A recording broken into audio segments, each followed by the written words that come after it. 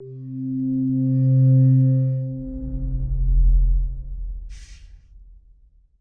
understand Spark, you have to have a pretty deep understanding of resilient distributed datasets, or RDDs.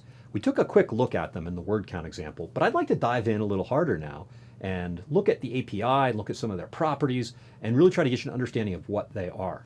Now, Spark's not a database. Spark's a distributed computing framework, so it doesn't have a data model as such in the way that, say, Cassandra does or a relational database does. But it does have a data abstraction. RDDs are that abstraction. So it's really important that we talk through this and this become a thing that you're pretty confident with.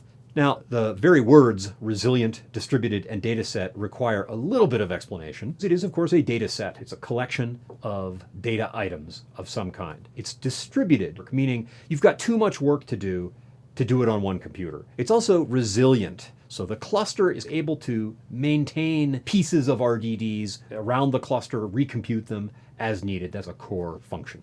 Importantly, RDDs are immutable. So you can't really change an RDD. You can transform it, which means I'm going to take my old RDD and make a new RDD that's a function of the old one. Also, RDDs are ideally in memory. The idea is to try to get computation to take place in memory as much as possible and never go to disk. RDDs are, of course, typed. You're looking here at a key value pair RDD, which is a pretty important type of RDD. And that so-called pair RDD has types. We need to know what the type of the key is and what the type of the value is. Here this looks like the ages of people. So the names of those people, those will be strings, and the ages, those will be integers. Here's an example of the partitioning of an RDD. The table on the left is kind of how we think about that. We think of all the data, we've got this abstraction that lets us consider that the RDD is this one unified thing. In reality, of course, it's spread all over a bunch of computers and there's all kinds of difficult work that the framework is doing to make that possible. Based on some partitioning function, the records of the RDD are broken up and distributed around the cluster.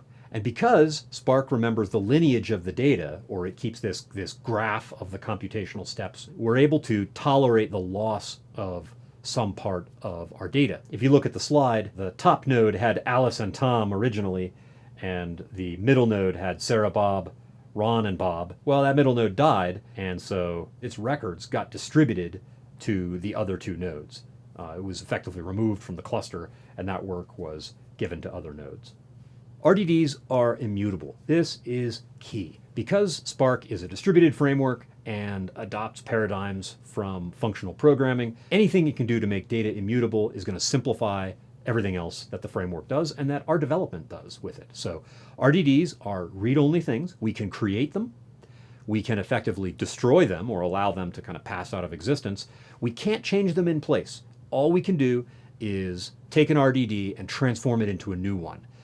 You see here in the slide that we're doing just that. We have this big RDD, and then I'm going to filter it by age, and I say, I have this new RDD, and I want that only to be people who are 21 or over.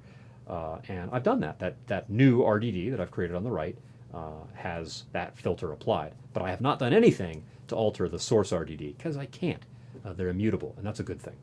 To the greatest extent possible, RDDs are processed in memory. Now, they don't have to be. Spark has provisions to put data onto disk in various ways and bring it back into memory, but we would like to partition data and arrange our data sets such that it's able to do its work in memory. That's always going to be a win. When we look at optimization, we'll talk about some techniques for making that happen.